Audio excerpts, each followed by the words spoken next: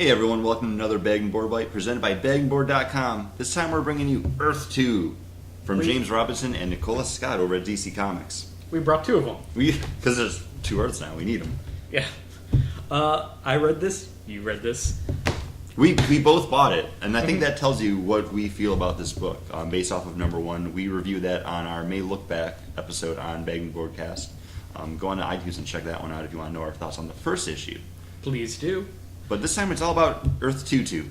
This had a lot more press coverage. It did, for what I feel is just such a small part of the issue where the Green Lantern of Earth 2, Alan Scott, who you might know as the original Green Lantern, is homosexual in Earth 2. And people keep on saying, did you hear about the new gay Green Lantern? And I'm like, he's been around? You mean the old Green Lantern who is now gay? Yeah. The newly gay Green Lantern is the more appropriate or correct way to describe it, I guess. But I guess he is new because this whole Earth 2 is new, the new DCU is new, so he is the new Green Lantern since the first Green Lantern now is the Green Lantern from Justice League number 1, which would be... But don't overthink that, because apparently everything that's happened in Green Lantern before has still happened. Oh yeah, that already still happened. And Justice League was telling years ago, and so this is happening after that, but before that. Yes. On the Earth that is no longer Earth, New Earth, it's our time machine, and dimensional. Put in our terms. Time and relative dimensions. But what's really cool about this is DC kind of got a lot of flack saying like it's just them trying to diversify. They're just kind of shoehorning this in. And James Robinson actually said in an interview this is something that he wanted to do for the character. Because in the new DC universe, there was no Jade and there was no Obsidian. And he feels that those were two characters that really mattered. And they're gone. They're wiped from existence. So it's working together for this. Wait, wasn't Obsidian gay? He was. What? Paul, you know that. Paul's a big JSA. I do enjoy the JSA. So this is almost like Paul's book here. Like as soon as I heard about this, I was like, oh, Paul's going to be so happy. It's getting the band together. But it's not. It is getting the band together, but not the band back together, which are the stories that I have been getting for the last 15 years now for the JSA. This is a whole new JSA. Apparently, Joan isn't going to be playing a major part. Either is anyone. any of the old. Oh man, Joan is Jay Garrick's girlfriend. Who was Alan Scott's wife? His ex-wife was Rose, the villain who had like tree powers, and she would get into her alternate personality.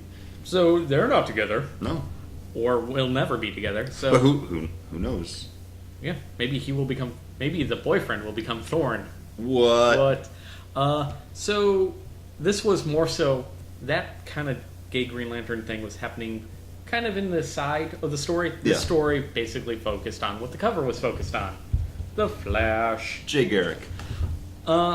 He battled rats for all of a page. Yeah. 4 or 5 panels at most, but it's got the cover treatment.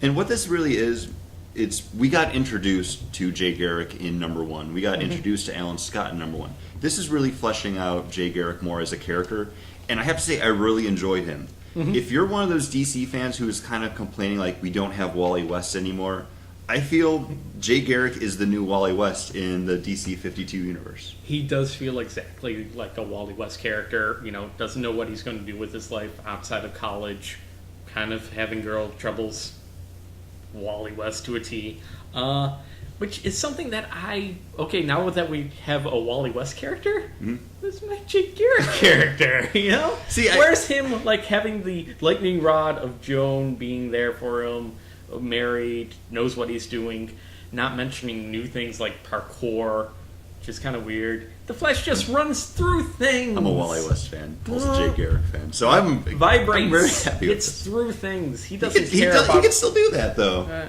No, he runs up walls and parkour. He can still do it, though. Maybe. We haven't seen him do it yet. And he needs to slow down slower with inertia and digs up a trench. He's learning. But that he winds up in Poland, where he finds another new hero. Maybe new, we don't know. Hawk Girl, Hawk Woman, we don't know who she's called yet. I think this is how this book's going to be, where Don't worry, we'll see her in issue 3. issue number 3, we're going to be learning more about Alan Scott and Hawkwoman, and then we're probably going to be introduced to someone else. In this one, right in the first pages, we've got Mr. Terrific from Earth 1 now. I don't know The new what Earth we're going to being call it. Boomed. Appearing in 2. Earth 2, where he meets Terry Sloan, who is actually the original. I'm not going to open the page. I don't Yes. care. Who is the original Mr. Terrific? So is he going to be the Mr. Terrific in this world, or are we going to have our Mr. Terrific? Mr. Terrific. Then we need the Spectre. But oh man, I feel we're getting too big too soon to have the Spectre in there. If long-term JSA fans know that that Mr. Terrific, Michael Holt, was influenced by the Spectre. He was about to commit suicide, and then the Spectre showed up to tell him, "No, you should pick up this mantle of Mr. Terrific." It's all about fair trade. No, It's fair play. I just want to say fair trade because it goes back to the business kind of thing of Fantastic Four number 6 or 7. If you haven't watched that one yet, do it. And we Looping got it together. We are looping it together, and we got. Oh man, why can I? You got explosive hands. The Green Lantern. Because maybe a train Alan blows up Scott, at the end. there we go. Spoilers. Alan Scott, talking about moving his headquarters to America, and is going to make a big proposal. And apparently, yes, he can be gay, but maybe he shouldn't have a long-term relationship because it just ends in a fiery fury. You went past the page. Editing. Ooh. We won't do that. Yeah, there's the train wreck that. And right in there, you can see a little green flash too. So something could be happening there. And I think that's kind of a really cool little twist on it because the original Green Lantern, Alan Scott, found his lantern when he was working on a railroad. So this is kind of the same. And he's over in China again, so there you go. There it is. There's the Chinese kind of lantern-esque thing playing in here. Interesting. Great. No. Good. Yeah. I really enjoy this book. This is a book that I'm glad exists. I never bought JSA or Justice Society when that was coming out. Earth 2, I'm really happy to buy. I love the art for it. Nicola Scott does a great job on everything. I'm not a big fan of the new Flash costume, and that's all just because of the helmet thing. Yeah, I like the World War I helmet so much better. I feel like they could the goggles. They could get rid of it, but they just want to keep it for the nostalgia's sake. It's just weird with like the chin strap visor thing. It's a little too Ant-Man for me. And Yeah, not I enough can see Flash for me.